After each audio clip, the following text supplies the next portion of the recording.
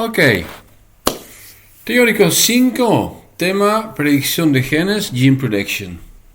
Como siempre, supongamos que se ve algo de la biología y que ya estás totalmente al día con la teoría de secuenciación y que de aquí vas a saber, bueno, que vamos a tener algunas secuencias contiguas, que puede ser con algunos errores, y que ahora tenemos que hacer con algo. Bueno, para estudiar, este es el capítulo 6 y ahora vamos a mirar los objetivos. Los objetivos no solamente es algo realmente que tiene que ver con gene prediction, también quiero mostrar algunas cosas que son importantes para entender y cómo manejar cosas de probabilidad, porque obviamente va a ser bastante importante. Y esta va la primera vez que vamos a usar algo con cadenas de Markov, como ya explicamos en la segunda clase, donde tratamos algunos conceptos matemáticos.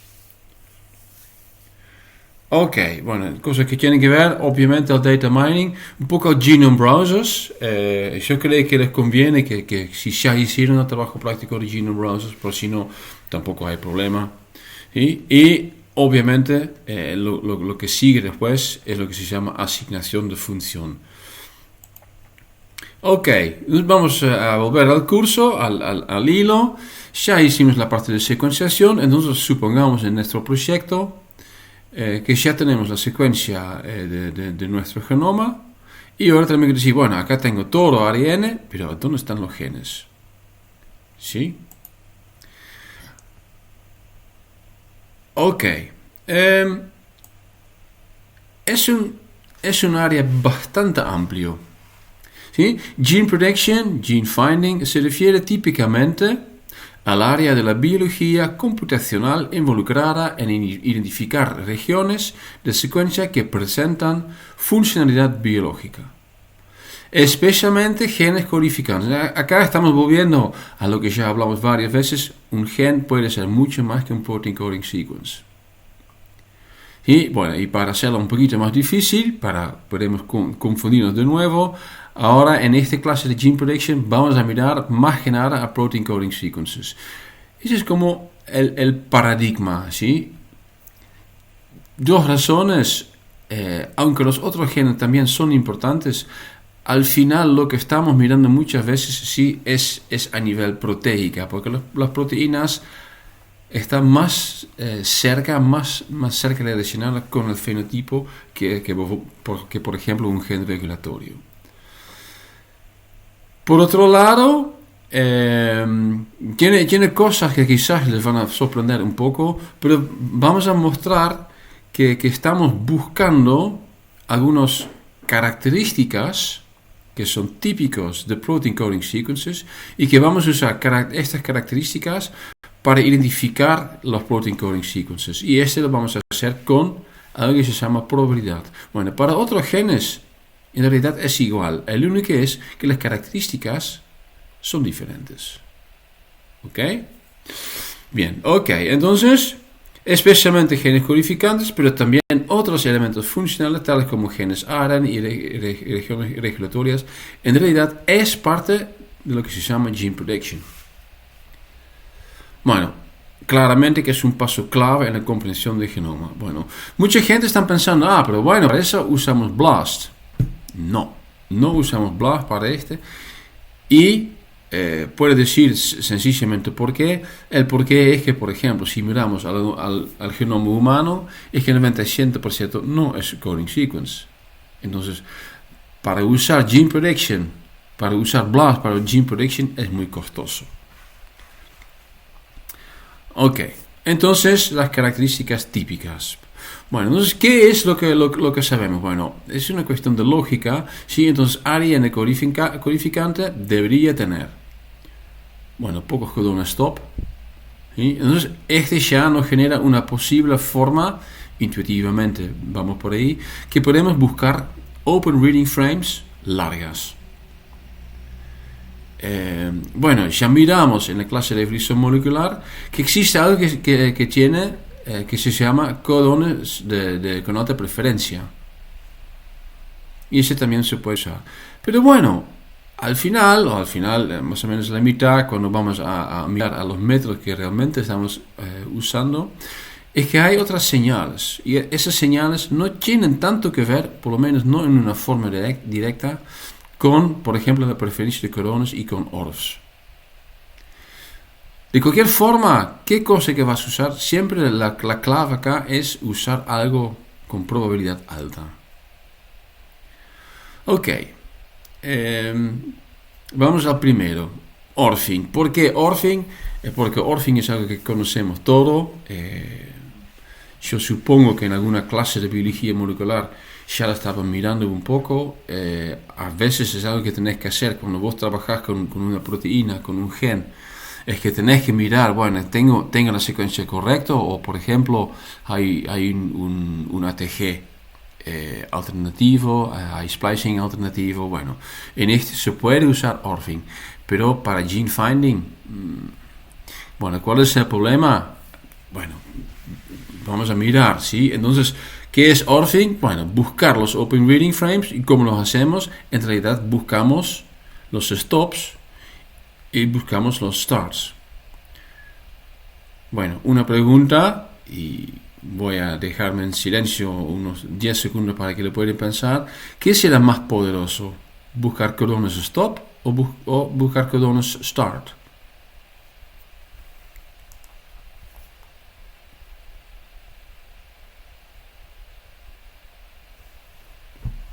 Bueno, codones stop son más impactantes, son más fácil de usar. ¿Por qué? Porque no todos los ATGs son codones start. ¿Sí? Hay otras metioninas que también se codifican por un ATG, pero no necesariamente es un start. Entonces acá ya entendemos que bueno, el ATG en realidad sí es algo importante, pero no es exclusivo. ¿Sí? Donde un stop es un stop. Bueno, acá tengo una secuencia que está en las 6 marcas. Acá un errorcito que tengo que corregir. Y acá en rojo está indicado ATG y en un ciclamo en oscuro tenemos indicado varios codones stop. Bueno, y acá se ve que en realidad, más que nada porque hay estas 3 marcas, que está bastante complicado. ¿Sí? Bueno, lo vamos a hacer. Creo que hay algunos ejercicios donde estamos usando Emboss, que es un paquete de MBL, donde se puede usar, por ejemplo, Sixpack o Showwork. Y otro es SMS2, que es un paquete de Java que se puede usar online y se puede usar también en su propia máquina. Solamente lo que necesitas es un Genome Browser, no necesitas internet. Hay formas para que se pueda generar estos translation maps que te muestran dónde posiblemente hay open reading frames. Este sirve más que nada a cuando vos estás trabajando con un gen y más que nada cuando vos querés verificar o cuando vos querés corregir, porque solo como instrumento es muy complicado. En el trabajo práctico lo van a ver. Sí, entonces eso es algo que no lo aplicamos de una forma automática. ¿Sí? Es útil cuando quieren hacer correcciones a un modelo existente y lo más importante son los codones stop. Bueno, esas son cosas que se pueden discutir también en el foro. ¿Sí? Y ahora haga la pregunta: ¿qué es lo que falta? ¿Sí? Y no lo voy a responder. Sugiero que lo van a discutir en el foro. ¿Por qué lo sugiero? Porque todavía no lo están usando. ¿Sí? Todo está en el libro de texto. Yo puedo decir todo, ¿sí? Pero prefiero que van a aprender entre ustedes. Esa es una forma que es mucho mejor para aprender. Ok. Estadística. Hay otra forma que podemos usar esta información de, por ejemplo, los codones. Entonces, lo más fácil para entender un poco cómo aplicar estadística es mirar a codones stop. Sí, entonces, 3 de los 64 codones son un stop. Entonces, aleatoriamente vamos a encontrar un stop cada 21.33 codones. Entonces, eso significa que podemos calcular la probabilidad de encontrar una secuencia de 50 codones sin stop. Y eso ya será algo, y que puede ser un protein coding sequence. Bueno, eso es sencillo, es 61 dividido por 64, hasta el poder 50. ¿Sí? Entonces es casi 1 hasta el poder 50. Pero bueno, igual, porque son 50, la probabilidad que vas a encontrar una secuencia aleatoria de 50 cordones es de un 10%. Que no es tanto. Entonces, si encontrás una secuencia de 50 cordones, es bastante probable, que es Protein Coding Sequence. Ok. ¿Y qué pasa si vamos a incluir la preferencia de cordones? Y ese es tricky. ¿Sí? Entonces, por ejemplo, ¿sí? La preferencia de cordones de un bicho dice que, bueno, TAA 62 instancias de 100, TAG 8 instancias de 100 y TGA 30 instancias de 100. Suma 100 es correcto. Bueno, acá podemos decir, bueno, si tenemos una secuencia que tiene TAA, es más probable que corresponda a un coding sequence que cuando es TAG. Bueno, y esa es la parte tricky, ¿sí? Eso solamente lo puedes decir si el uso de TAA y TAG y TGA en secuencia no codificante sí está en 33, 33 y 33. ¿Sí? Porque si es igual, tampoco lo puedes usar. ¿Sí? Entonces, es un poco delicado. Eso es algo que vamos a ver luego cuando vamos a mirar a las cadenas de Markov con GeneMark, que aplica el mismo concepto de probabilidad. Probabilidad a priori y probabilidad a posteriori. Ok. Bueno, podemos decir si encontramos un TAA es 8 y 2 veces más probable que sea un stop que TAG y TGA. Baja la suposición que es algo aleatorio en secuencia no codificante. Solo si en no codificante es estrictamente aleatorio lo puedes usar. Si no, no sirve.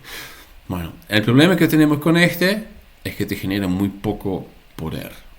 Además que solamente te indica dónde está el stop. Que igual ya es algo. Pero bueno, preferencia de cordones es mucho más. Entonces lo que podemos hacer es ampliarlo, ¿sí? Entonces, acá tenemos alguna preferencia de cordones, por ejemplo la leucina, que tenemos que CUG, ¿sí? Es un 10 veces más probable que CUA. Bueno, ese sí se puede usar. Otra vez bajo la misma suposición que en secuencia no codificante es aleatorio. ¿Ok? Entonces lo que se puede usar, usando todo el código genético, toda la preferencia de cordones, regiones con secuencia que corresponde al uso preferencial de cordones. Y este se debe buscar en las 6 marcos. Entonces, claramente es mucho trabajo.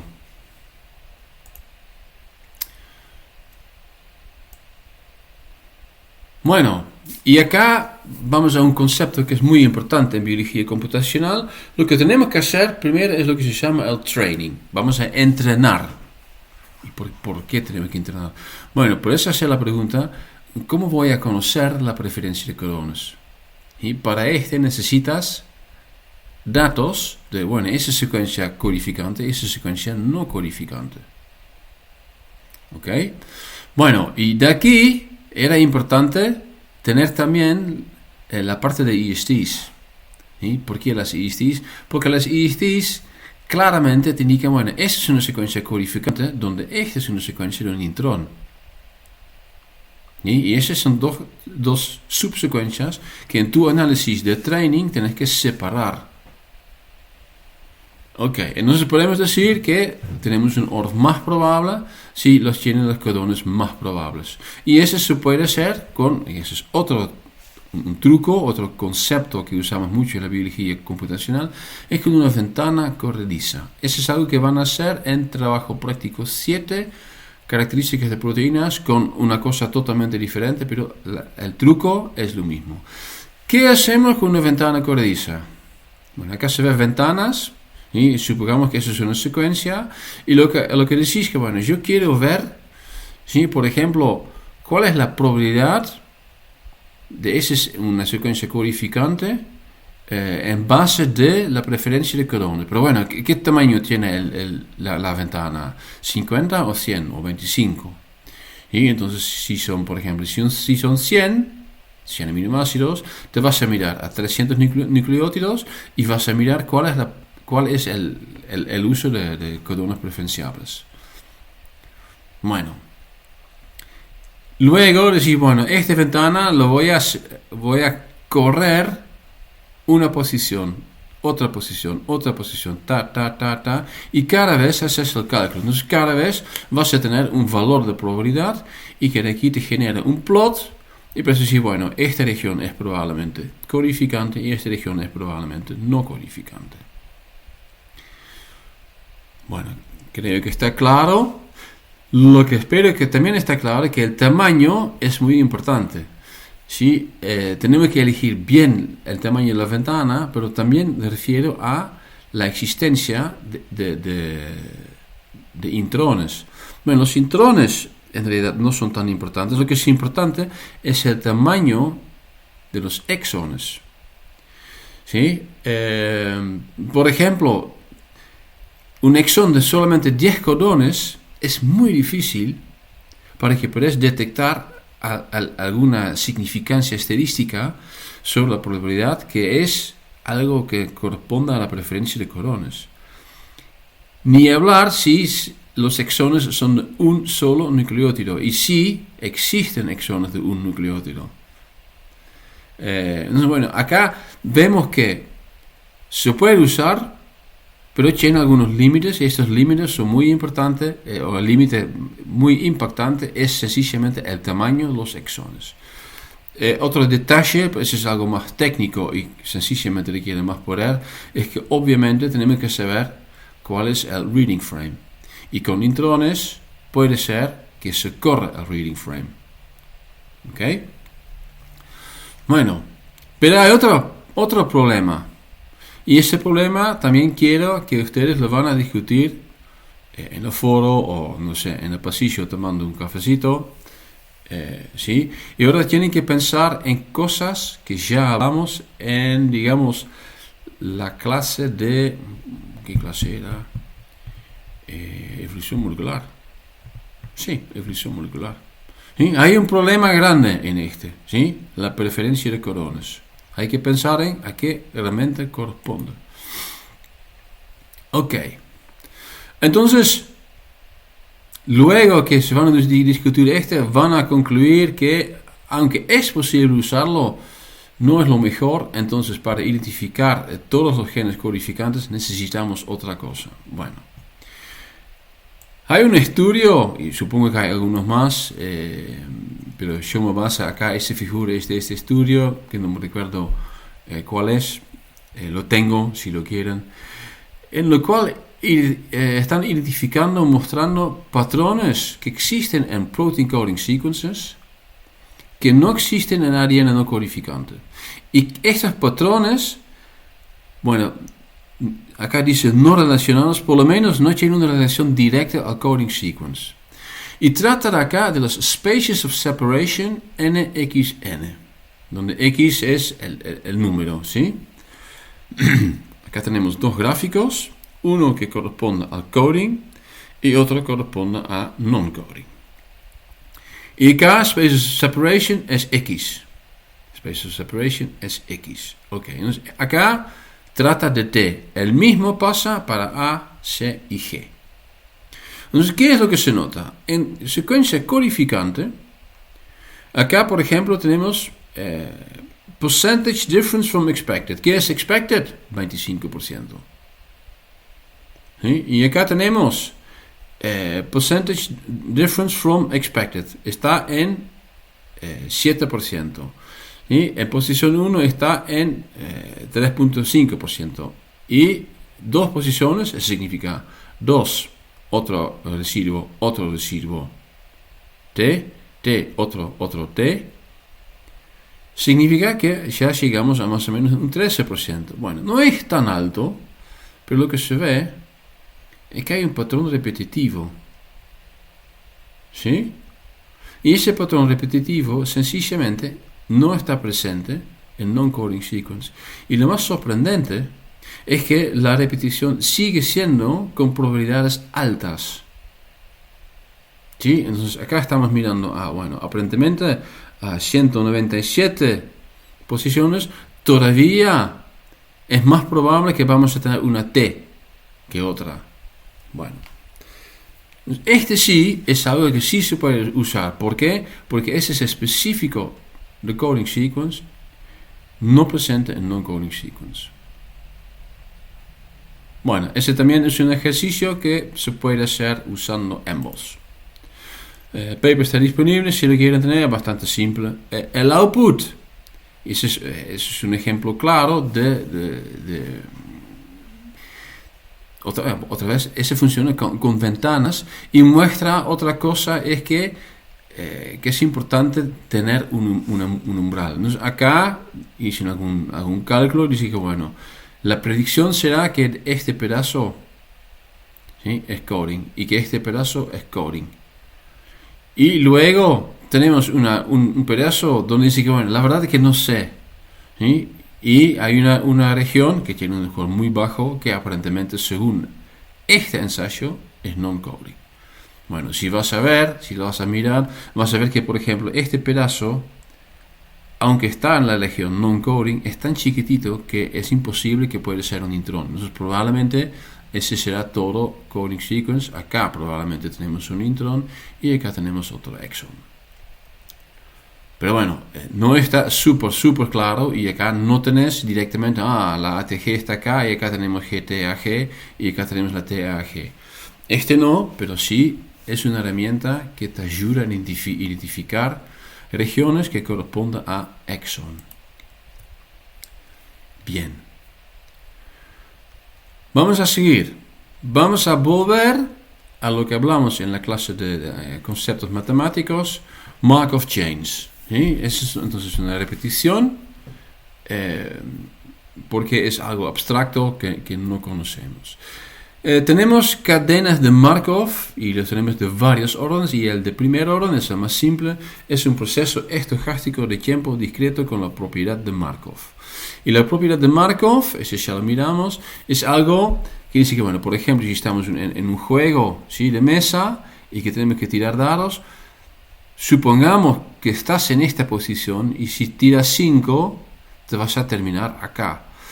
Y este evento es independiente de lo que pasó anteriormente. ¿Cómo llegaste acá? ¿Sí? Una vez que estás acá, no es más importante cómo llegaste acá. Lo que es importante es el tiro de dados. Y de aquí vamos a generar una cadena. Empezamos acá, llegamos acá, llegamos acá, llegamos acá, llegamos acá. Una cadena de Markov. ¿Sí? Y de aquí podemos definir la propiedad de Markov que da la situación actual. Estamos aquí. Los futuros estados son independientes de los estados pasados. No importa que una vez que estábamos aquí. No importa. Bueno, eso significa que acá ya tenemos toda la información necesaria. Bueno, esa es una forma para simplificar algunas cosas. Y se usa en pronóstico de tiempo y se puede usar, por ejemplo, en estos juegos. Ok, con este vamos a aplicar probabilidad, y la probabilidad lo usamos con el modelo de Markov, ¿sí? Tenemos en este ejemplo, este modelo, dos estados, estado E y estado A, y lo que se puede hacer, usar este para generar una cadena de Markov que va a tener A, ¿sí? Este tipo de cadena, que bueno, estamos en estado E, estamos en estado E, estamos en estado E, estamos en estado A, estamos en estado A, volvemos a estado E, etcétera, etcétera. Y esas sencillamente son las probabilidades que por cada estado debería sumar a 1. Ok, viene con alguna matemática.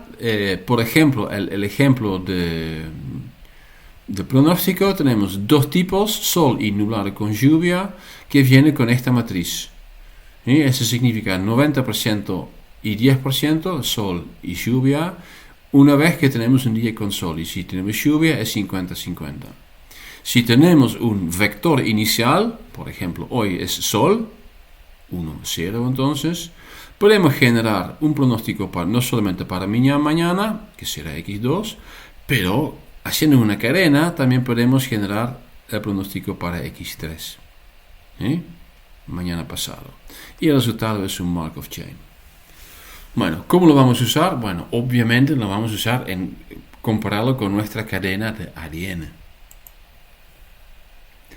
Ok, bueno, un programa importante en el desarrollo de los algoritmos que estamos usando ahora en día para Gene Prediction, que es un programa que no usamos más porque no es de super alta calidad, se llama GeneMark. Y ese era uno de los primeros que estaba usando Markov Chains. Bueno, lo que miramos en ¿cómo se llama? Testcode, ¿sí? En realidad se puede usar esta información para generar una cadena de Markov de primer orden. De primer orden, aunque N1 tiene información sobre el valor de N4, es de primer orden. ¿Por qué no de tercer orden? Porque estamos usando una información, la información de un estado en general. ¿Sí? Y el hecho que la diferencia son 3 posiciones, este no marca que es de primer orden, no. Pero bueno, también podemos decir que en realidad podemos usar mucho más, ¿sí? Porque puedes usar en referencia a esta posición, pero también lo puedes usar en referencia de esta posición. Entonces se puede usar más información. Y el primer orden es sencillamente, bueno, tiene una más alta probabilidad con respecto a esta posición que otro.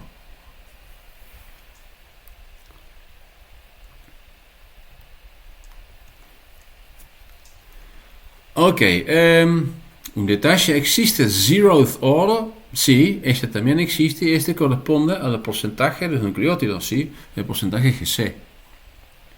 ¿Sí? Ok, entonces podemos pensar en aproximar la probabilística en esta forma, ¿sí? Entonces es realmente diferente que usar por referencia de coronas. Es una característica de secuencias codificantes sin tener algo que ver con los coronas. Y ahora vamos a mirar en mucho más detalle que lo hace Testcode. Entonces lo que vamos a hacer es hacer un training y sencillamente vamos a analizar secuencia codificante, secuencia no codificante, y vamos a analizar, bueno, si vamos a usar un fifth order cadena de Markov, ¿qué es lo que podemos hacer en predicción? ¿Sí? Ok. Supongamos que tenemos una secuencia training y esa secuencia training lo tenemos que mirar desde varios puntos de vista. Ahora vamos a mirar en marca +1 y además vamos a mirar a una posición particular en el codón. Pues acá en este ejemplo vamos a mirar a A, T, G, T, T. Entonces son 5 fuentes de información. De aquí es fifth order. Y vamos a calcular la posibilidad de que vamos a encontrar una T, este T en negrito, luego de esta secuencia, pero no solo en cualquier posición, no, en el marco +1, y que esta última T está a posición 3 en el codón. Bueno, acá voy a volver a que estamos indicando que, bueno, lo que necesitamos acá también es que lo tenemos que mirar no solamente en secuencia codificante, también tenemos que mirar la secuencia codificante. Pero acá tenemos otra cosa también. Depende también de la cantidad de ATGTT. ¿Por qué la cantidad de ATGTT? Bueno, si en todo tu juego de training tienes solamente, digamos, 2 instancias de ATGTT, no tienes poder de estadística. Entonces, primeramente necesitas una gran cantidad de secuencias para entrenar algo, y luego necesitas, para tus palabras, una cierta cantidad de instancias para generarte suficientes datos. Y este tiene dos pasos. La primera es la probabilidad a priori. Hay mucho ATGTT. ¿Sí? Y la segunda es si tenemos a tener una probabilidad posterior de tener una T en posición X3, pero que es discriminativo con respecto a otro ATGTT con un T, con otra posición o en otra marca de lectura.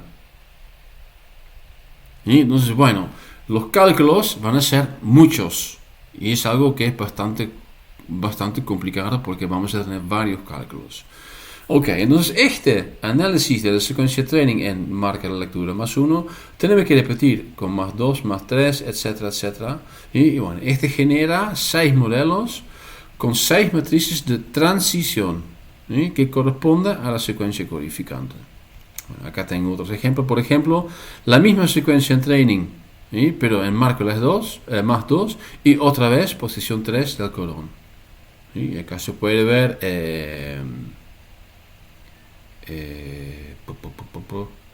bueno, ese sí y este no, ¿sí? Etcétera. La misma secuencia training en más 2 y x1. Bueno, y acá algunos se puede identificar que sí y otros que no. A ver, acá.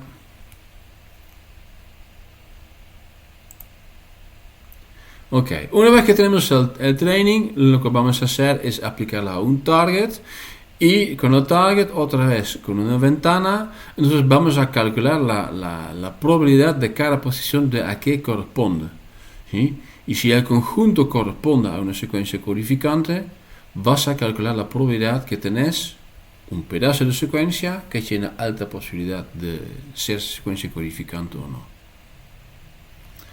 Bueno, entonces así es lo que aproximamos al Gene Prediction. Ok, entonces ahora la pregunta, ¿por qué no estamos más usando GeneMark? Este tiene que ver con las dos probabilidades que tenemos que trabajar. Puede ser que tenemos ATGTT, que lo tenemos muy pocas veces en nuestro juego de training. Eso significa que la probabilidad a posteriori es tan bajo que no lo puedes usar para generar un cálculo estadísticamente interesante. ¿Sí?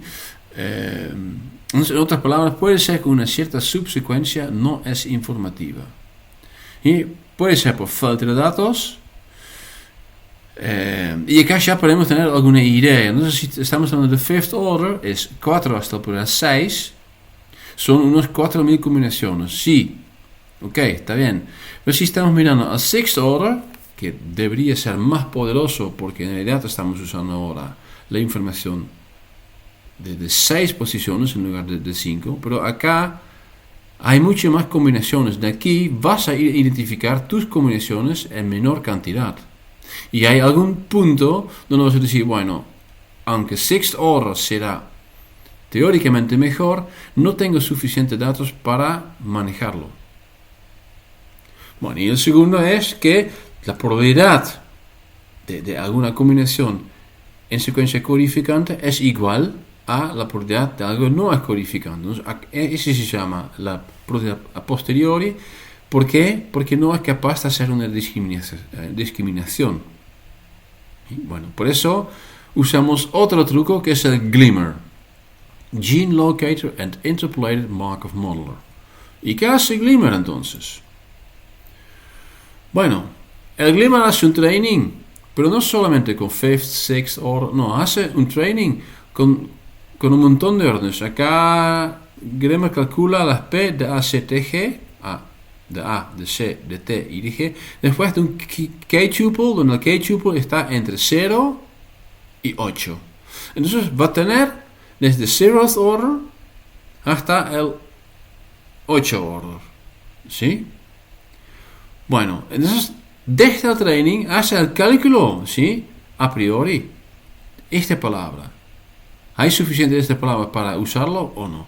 Y luego hace el cálculo para decir, bueno, a posteriori me genera este tuple, me genera algo que lo puedo usar para discriminar entre secuencia codificante y secuencia no codificante. Si es así, lo voy a usar. Si no es así, ¿qué voy a hacer? Voy a bajar un orden. Entonces lo mejor será 8th order, el orden más alto. ¿Por qué?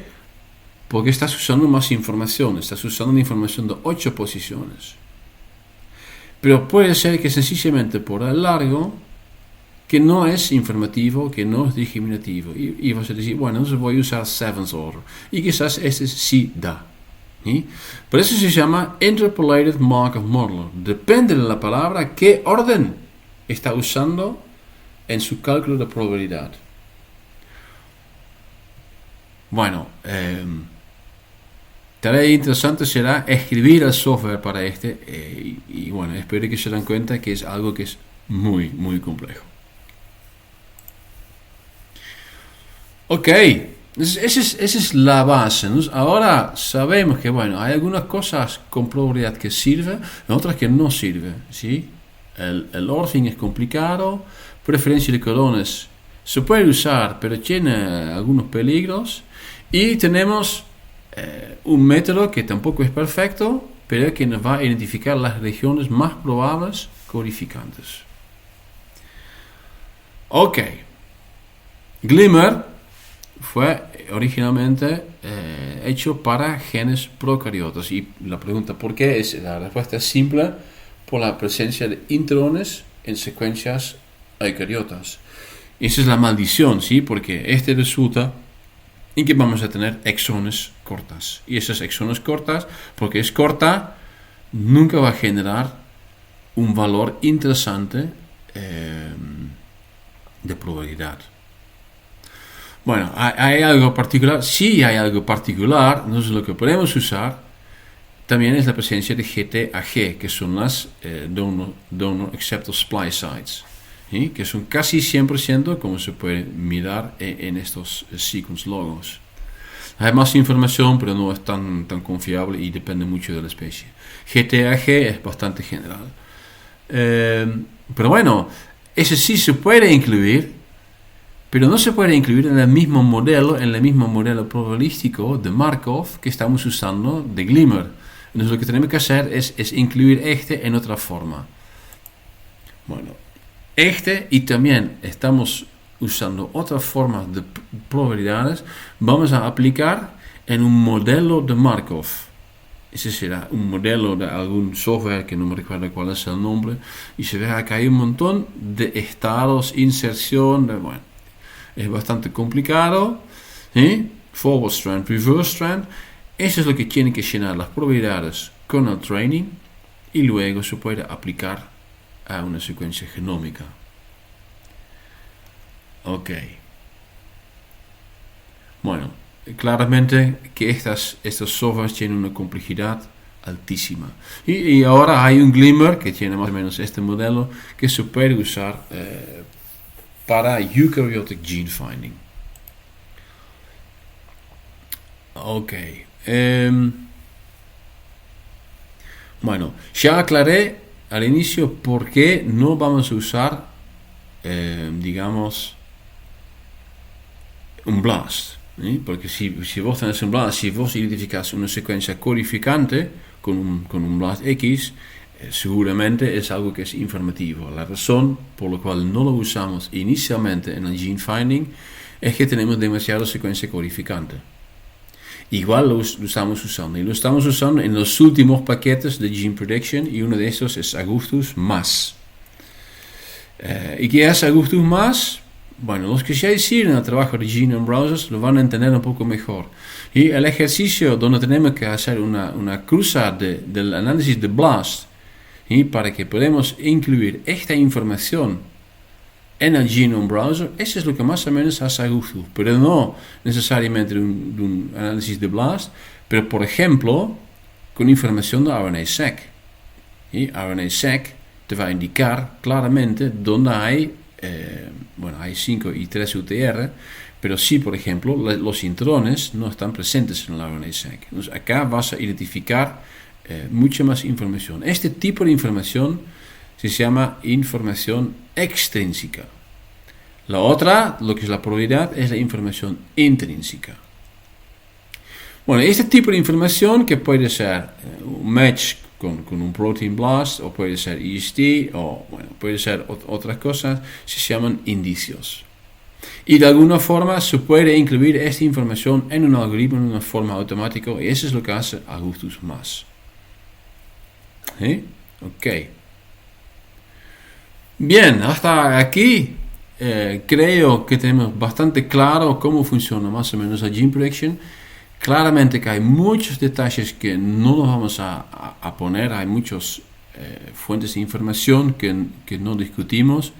Lo que quiero es que van a entender que lo que estamos haciendo, estamos buscando características particulares de protein coding sequences, por ejemplo, que identificamos en testcode, pero usando un training y con interpolative Markov models, más que nada estamos usando con un juego de training a nuestro bicho, como es. ¿Qué es particular de protein coding sequences en mi bicho? Bueno, aparentemente es esta combinación y este no.